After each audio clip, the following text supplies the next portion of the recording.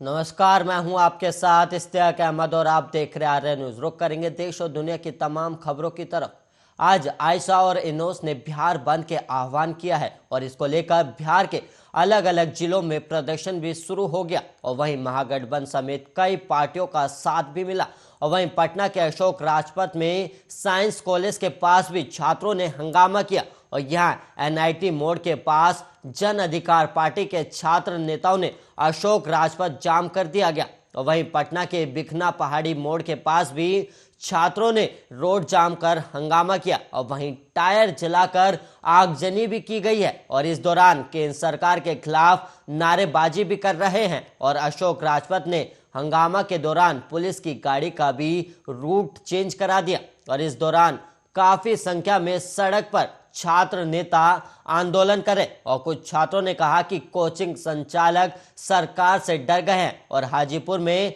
जन अधिकार पार्टी के छात्रों ने एनएचए को जाम कर टायर जलाकर आगजनी की और वहीं महात्मा गांधी सेतु के समीप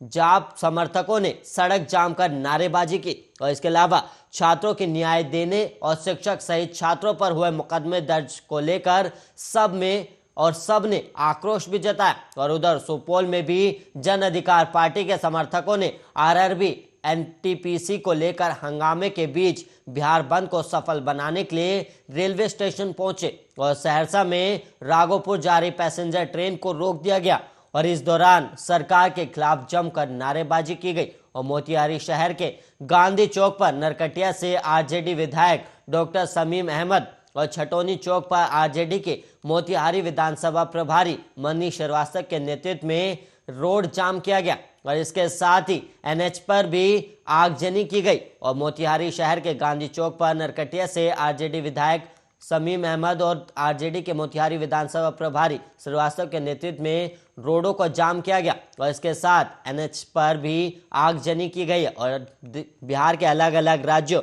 और अलग अलग शहरों में आंदोलन देखने को मिलाई दे रहा है।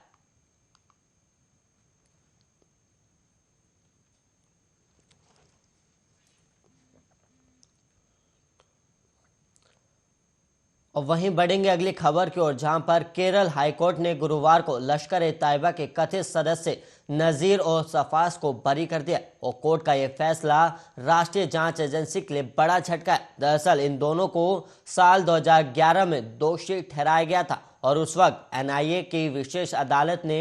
नजीर और सफास को साल 2006 में कोझिकोड धोरे विस्फोट के सिलसिले में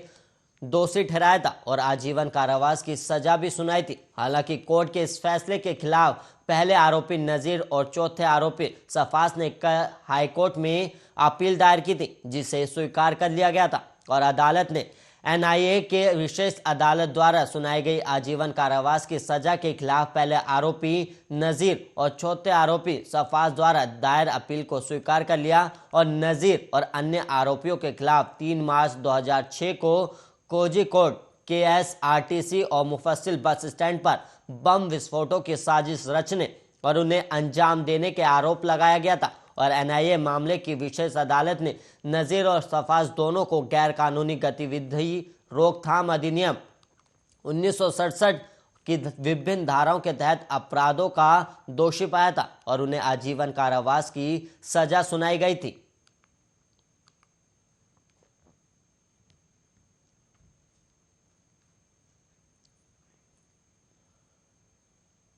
आम आदमी पार्टी ने उत्तर प्रदेश विधानसभा चुनाव के लिए घोषणा पत्र जारी कर दिया है और पार्टी ने सूबे की जनता से मुफ्त बिजली, महिलाओं के लिए फ्री बस सर्विस और 10 लाख नौकरी देने का वादा किया है। और आपके यूपी प्रभारी संजय सिंह ने गुरुवार को पार्टी का घोषणा पत्र जारी किया, जिसे केजरीवाल गारंटी कार्ड नाम दिया गया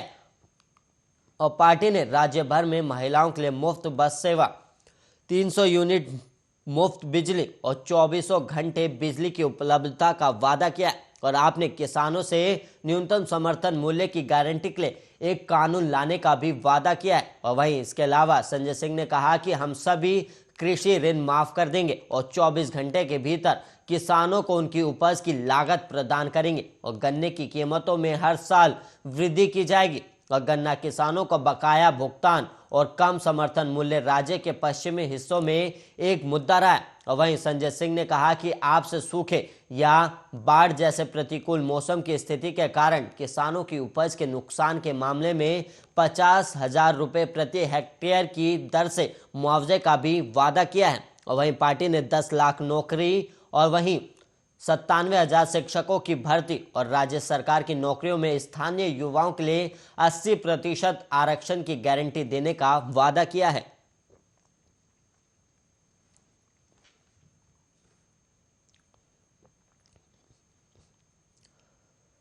उत्तर प्रदेश के मुरादाबाद में समाजवादी पार्टी के विधायक और पूर्व मंत्री हाजी इकराम कुरैशी ने समाजवादी पार्टी को अलविदा कहकर कांग्रेस का दामन थाम लिया है और चुनावी मैदान में उतर गए। और मुरादाबाद के देहात विधानसभा सीट से समाजवादी पार्टी के विधायक और पूर्व मंत्री हाजी इकराम कुरैशी ने समाजवादी पार्टी को छोड़ दिया। और हाजी इकराम कुरैशी लगभग 28 साल से समाजवादी से जुड़े हुए थे, लेकिन उन्होंने अखिलेश यादव पर मुसलमान नेताओं के खिलाफ साजिश रचने का आरोप लगाते हुए समाजवादी पार्टी से त्यागपत्र दे दिया और कांग्रेस की सदस्यता ग्रहण कर ली। और कांग्रेस ने हाजी इकराम कुरैशी को मुरादाबाद देहात विधानसभा सीट से अपना प्रत्याशी घोषित कर दिया है। और हाजी इकराम कुरैशी ने कहा कि अखिलेश यादव अब बीजेपी की तर्ज पर चल रहे हैं और वो मुस्लिम लीडरशिप को समाप्त करना चाहते हैं। और इकराम कुरैशी ने कहा कि अखिलेश यादव ने तमाम बीजेपी के नेताओं को सपा में शामिल कर लिया और मुसलमानों को ये संदेश दिया है कि मुसलमानों का अब